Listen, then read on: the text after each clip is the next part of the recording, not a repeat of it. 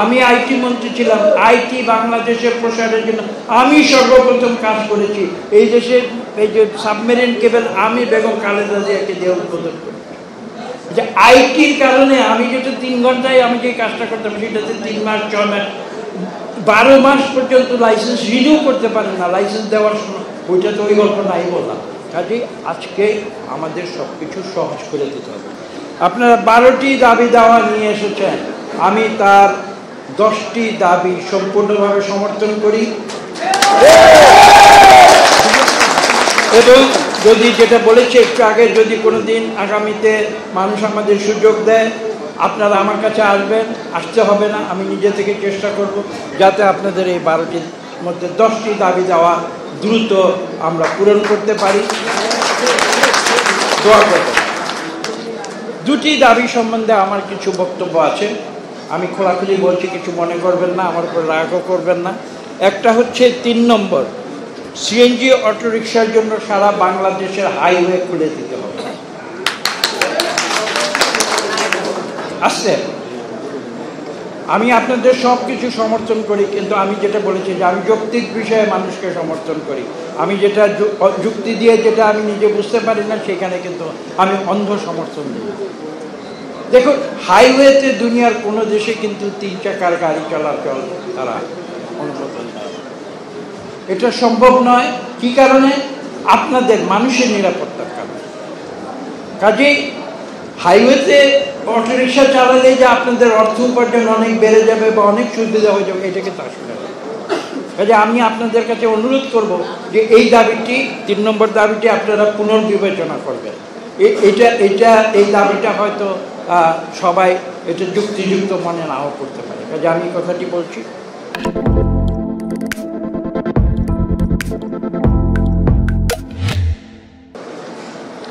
আর আরেকটি দাবি 9 নম্বর, আপনারা বলেছেন ঢাকা মহানগরীতে অবৈধ সিএনজি অটোরিকশা উচ্ছেদ করতে হবে। এইখানে কিন্তু আমি আমার দৃষ্টিভঙ্গি ভিন্ন। আমি অবৈধ সিএনজি অটোরিকশা উচ্ছেদে বিশ্বাস করি না। আমি বিশ্বাস করি যারা অবৈধ সিএনজি বা অটোরিকশা ঢাকা শহরে চালাচ্ছে, আমরা তাদেরকে নিয়ে বসবো, তাদেরকে নিয়ে কথা বলবো, তাদের অবৈধ অটোরিকশা বা সিএনজিকে কিভাবে বৈধ করা যায় সেই সহায়তা করব। আচ্ছা, আমি যে কথা বললাম যে আমি খোলাখুলি কথা বলি, কাজে আপনারা আমার উপর রাগ করবেন না। এবং 3 নম্বর আর 9 নম্বরের পরিবর্তে আমি আরও 2টা দাবি আপনাদের পক্ষ হয়ে আমি নিজে সংযোজন করতে চাই, সেটাও আমি আপনাদের সামনে উপস্থাপন করব। এর মধ্যে প্রথমটি হচ্ছে 1 নম্বর, রাজধানী ঢাকা সহ সারা বাংলাদেশের বড় বড় শহরে আপনারা কিন্তু রাজপথে যত্র সিএনজি পার্কিং করতে পারবেন। এটা যুক্তিযুক্ত নয়। এতে যে শুধু আপনাদের ক্ষতি হচ্ছে তা না, এতে করে রাস্তায় যারা লক্ষ লক্ষ মানুষ গাড়ি যারা চলাচল করে, এটা একটা সমস্যার সৃষ্টি করে, যানজটের সৃষ্টি হয়। কাজেই এই বিষয়টির দিকে আপনারা খেয়াল রাখবেন, এটা আমার বিনীত অনুরোধ। আমি বাস্তবসম্মত কথা বলি, যুক্তিসঙ্গত কথা বলি। আমার কথা যদি অযৌক্তিক হয় আমাকে যুক্তি দিয়ে সেটা খণ্ডন করবে। যে রাজধানী সহ দেশের বড় বড় শহরের রাস্তায় এখানে সেখানে যত্র সিএনজি অটোরিকশা পার্কিং করা যায়, এইটা কিন্তু আপনারা খেয়াল রাখবেন। এবং 2 নম্বর, আপনারা যখন রাস্তায় চলাচল করেন তখন আপনাদের শৃঙ্খলাবদ্ধভাবে চলাচল, যে ট্রাফিক রুল সেটা মানতে হবে। নিয়ম ছাড়া কিন্তু কোনো জাতি কোনোদিন তারা সামনের দিকে এগোতে পারে না। কিছু নিয়ম মানতে কষ্ট হয়। এখন আমি যদি সিএনজির কথা বাদ দিলাম, আমি একজন পথচারী, আমি পথচারী হয়ে যদি একটা হাইওয়ে বা একটা ঢাকা শহরের প্রধান সড়কের ভিতর দিয়ে আর এইভাবে আঁকা বাঁকা হয়ে যেদিক দিয়ে খুশি সেদিক দিয়ে আমি হাঁটাহাঁটি করি, এটা তো শুধু আমার জীবনের প্রতি আশঙ্কা হবে না, এটা এখানে যারা গাড়ি চালায়, যারা হাজার হাজার লক্ষ লক্ষ মানুষ চলাচল করে, সবার জন্য সমস্যা সৃষ্টি হয়।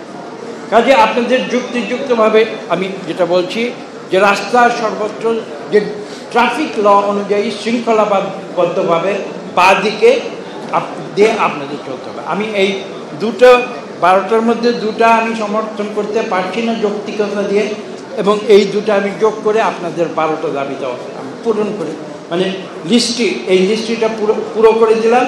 এই লিস্টটি নিয়ে যদি আমার কোনো করার থাকে, ভবিষ্যতে জনগণ যদি আমাকে ভোট দেয়, আমি যদি সরকারের অংশ হই, ইনশাআল্লাহ এই 12টা দাবির প্রত্যেকটি আমি যুক্তির সঙ্গে দেব। যেমন একটি উদাহরণ দিচ্ছি, সারা দেশে এই যে ড্রাইভিং লাইসেন্সের সমস্যা আপনারা বলেছেন, আপনি বিশ্বাস করবেন, আমি একটা পুরনো ইতিহাস বলি। আমি যখন প্রথম আজকে বলেছি আমি 60 বছর যাবৎ ঢাকা শহরে গাড়ি চালাই। আমি যখন প্রথম লাইসেন্স আনতে পুরনো কোর্টে গিয়েছিলাম, ঢাকা কোর্টে, বুড়িগঙ্গা নদীর পাড়ে। সেইখানে আমার পরীক্ষা নিয়েছিল, আমার প্রথম গাড়ি চালানোর পরীক্ষা নিয়েছিল, আমি দিয়েছি। আজকে থেকে 60 বছর আগের কথা বলছি। আমার মৌখিক পরীক্ষা নিয়েছিল, তখন এত এই কম্পিউটার সিস্টেম ছিল না, ফিঙ্গারপ্রিন্ট এগুলি ছিল না, নিয়েছিল। এবং আমার যতদূর মনে পড়ে সর্বোচ্চ বোধহয় 1.5 ঘন্টার মতো সময় লেগেছিল, বা 2 ঘন্টার মধ্যে। একটা বই দিয়েছিল, বইয়ের মধ্যে এভাবে সিল মেরে অফিসার যিনি ছিলেন তিনি সই করে তারিখ দিয়ে সঙ্গে সঙ্গে তাৎক্ষণিকভাবে আমাকে ড্রাইভিং লাইসেন্স। আজকে আমার সেই লাইসেন্স রিনিউ করতে আমি 3 মাস 6 মাস, আমাকে একটা কাগজ দিয়ে দেয়, এই কাগজ দেখাবেন পুলিশ যদি আপনাকে আজকে এই কাগজটা দেখাবেন, আমাদের কম্পিউটার কাজ করে না, আমাদের সার্ভার ডাউন। এইটা হতে পারে না। আমি আইটি মন্ত্রী ছিলাম। আইটি বাংলাদেশের প্রসারের জন্য আমি সর্বপ্রথম কাজ করেছি। এই দেশে এই যে সাবমেরিন কেবল আমি বেগম খালেদা জিয়াকে দিয়ে উদ্বোধন করি। যে আইটির কারণে আমি যেটা 3 ঘন্টায় আমি যে কাজটা করতাম, সেটাতে 3 মাস 6 মাস 12 মাস পর্যন্ত লাইসেন্স রিনিউ করতে পারেন না। লাইসেন্স দেওয়ার সময় ওইটা তো ওই গল্প নাই বললাম। কাজে আজকে আমাদের সবকিছু সহজ করে